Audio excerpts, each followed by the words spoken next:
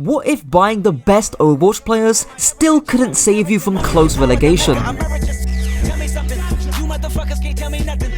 Psycho has pulse for 1 point, we'll just stick it onto the tank, that'll do the job. And that is a 3-0. Well, I thought the Ultimates would probably be the best team in EMEA going into this. Allow me to introduce the Ultimates, also known as TU, a team with MVP and Rollstar DPS player, Kevster, MVP nominee, Twilight, and Coach of the Year, Christopher. Let's not forget Kai too, who came second in the Overwatch League during 2021, and KSA, winner of the last Overwatch World Cup. So many people predicted this team to finish top 3 or even first place, but recently it's just been L after L after L, getting reverse swept, then choking a map 5 and topping it all off by having 2 of your former players 3-0 you. So what went wrong? Thankfully, I've got that answer distilled into 4 simple pillars, which I'm gonna call the Church of Christopher. Put that on Allah! Say wallahi, bro! Say wallahi! But first, I want to get you invested in this story. Let's take a trip all the way back to 2022. Chris had just won Coach of the Year for leading the plucky underdog, London Spitfire, to a top 6 position. The story was so incredible that I even made a 40+ minute documentary on it, and I personally interviewed Chris too. Keep this in mind for later. The Spitfire were known for playing their own style of Overwatch, spit roasting every team that came into their way. God, these jokes are awful. Now fast forward to the end of 2024, the Stockholm OWCS Finals. One of the teams, SSG, was led by Coach Christopher, which featured 2 players that he just lost against a few days ago. But I'm getting ahead of myself. Because the meta was a heavy brawl one, and because Christopher was so well known for his brawl knowledge, many people, including himself, expected them to finish at least top 4. But of course, they didn't. They got knocked out day 1, and I even made fun of Chris on Twitter about it. Still, I met him 2 days later and he didn't give a shit. Of course, he coped about it on his podcast, but who can blame the guy? Ilios doesn't have to work for shit. Ilios gets handed on a silver fucking platter every time because Greece's economy is in shambles or some shit. Okay, that's all it is. Until then, fuck off. What did he just do with his hand at the end of that?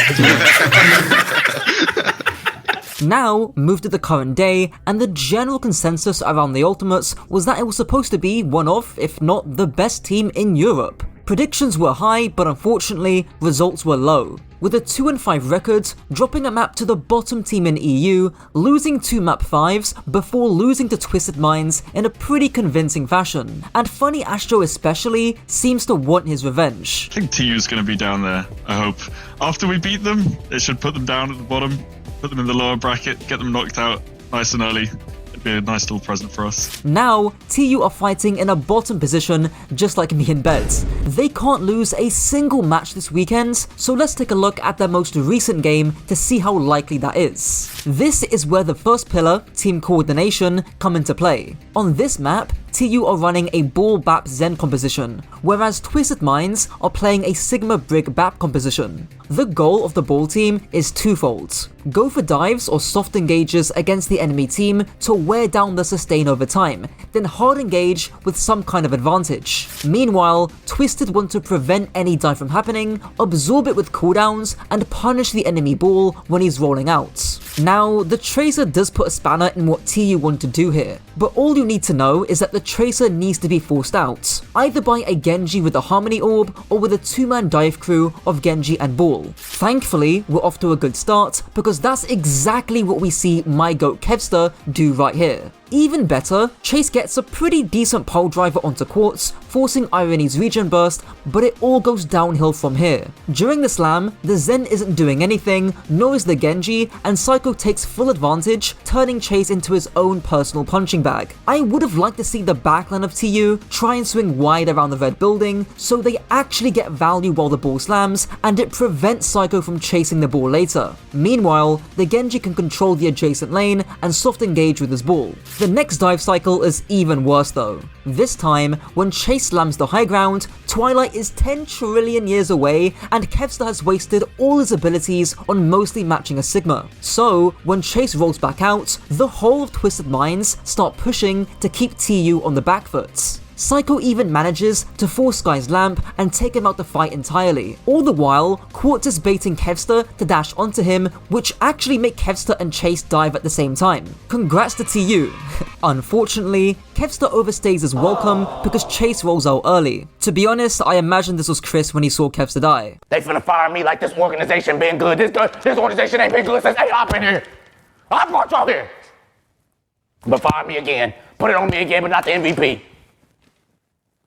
I would have also preferred for Chase to exit his ball mode and force out the Tracer instead. Of course, it's harder now because Kevster needs to mark the Scary Sojourn, but this is why we saw TU actively force out the Tracer earlier. Zenbap is squishier than Brigbap, so if you trade backlines and don't protect them, you will just get comp gapped. However, Chase isn't gonna be let off the hook yet, because he tends to force engages a lot of the time. Take this first fight on Esperanza for example. TVNT decides to play really fast for some reason, but look at how Chase responds to this. Since Quartz is an actual hit scan with a brain and is playing far away from the corner, it forces Chase to walk through open space to zone him off. However, Chase gets all his armor chunked off by both the Sojourn and Tracer, which forces him to use his bubble early and also to jump away. The bubble doesn't end up zoning or splitting anyone off, and as a result, Quartz is able to do the most aggressive slide I've ever seen, eventually punishing Chase. All Chase needs to do is jump to high ground and bubble off the Sojourn angle. This means Quartz won't be able to see shit, Chase preserves all his HP and armor, and TVNT will get split off and punished. This isn't the only time though. In this instance, Quartz takes a very dangerous angle that needs to be marked, so Chase jumps it. The issue is that he's forcing his dive way too much because he also commits his bubble. Quartz just needs to be zoned away, so Twilight on the Honor can actually walk.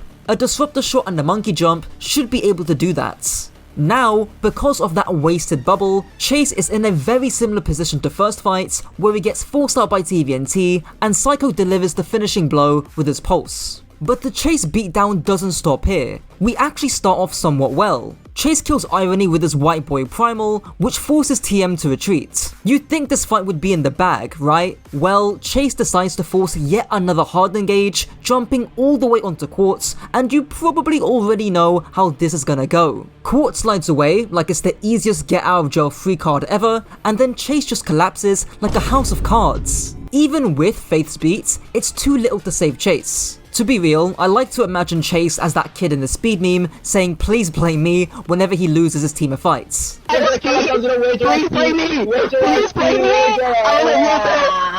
me! For reference, all Chase needed to do there was sit on carts, maybe help out his Tracer win the duel, and that's it. Very simple solution. Now, the point here isn't to shit on Chase. TU were having these same issues last week without him, but I'll bring that up later. Another issue TU, and even Chris had, is ult economy. Remember when I told you to keep in mind my 2022 interview? That's because Chris especially put a big emphasis on ult economy. Tier 1 ults are not allowed to be used in this part of the map, or this part of the map, or this part of the map. So I do a lot of stuff about like the ult economy. However, ever since the Overwatch League ended, his team's ult economy has never been stellar. In Stockholm, his team would commonly use 4 ultimates to win a single fight, and I think I was even tweeting about how ridiculous it was. Nowadays on TU, ults are mainly used or even made to emphasize the mistakes I've already covered.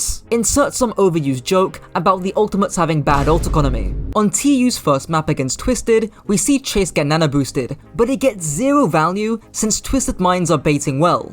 Baiting just means to tease the enemy frontline to engage and living through it by having your backline play far away. We can see just how far the Lucio Kiri are playing, which means it's easy for Astro to boop Chase away. Even worse, Chase ends up dying for this and TU lose the round. Back on Esperanza, we see Kai popping the overclock super early and getting no value. And even in the fights TU won, like using Nanoblade, it ends up being a very economical trade for Twisted Minds because they only use the Kitsune. Even on Blizzard World, when TU finally capped first points, they used 3 ults in exchange for 2, and those 2 ults were only used to keep the point alive. Kev's blade especially was a bit egregious, considering he got rocked during it, and the mines did the same job as the blade, zoned the backline. The last and arguably most important factor in the Church of Christopher is uncertainty. To explain this point, let me use Chris's own analogy. Basically, Chris likened Overwatch comps to trees, and how you can either have one really big tree and be really good at one comp, or do the exact opposite. Have a ton of trees that are pretty short, so you're less good at the comps that you play. If you look at a team like Timeless, they've got 2 to 3 pretty tall trees.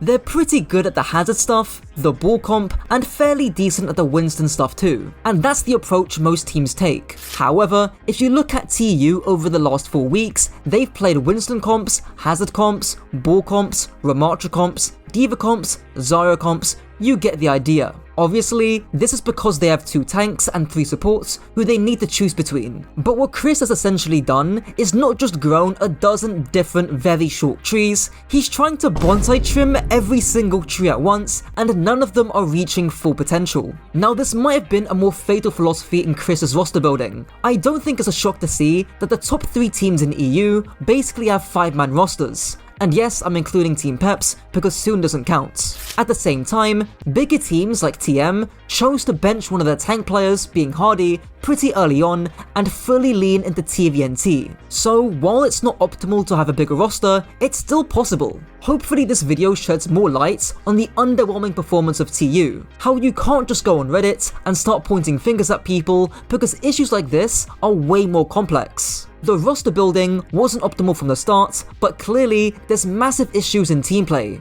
Engagers being desynced, plays being forced, ults being chucked away, and an overall lack of comp and stylistic direction summarize TU's poor performance. Chris has always performed better when he's the underdog, but if that dog is chasing his own tail, going from comp to comp, Chris might slingshot himself out of a land spot in this week's playoffs. If you want to hate watch that, be sure to follow my Twitch because I'll be co-streaming that in a few days. Until next time.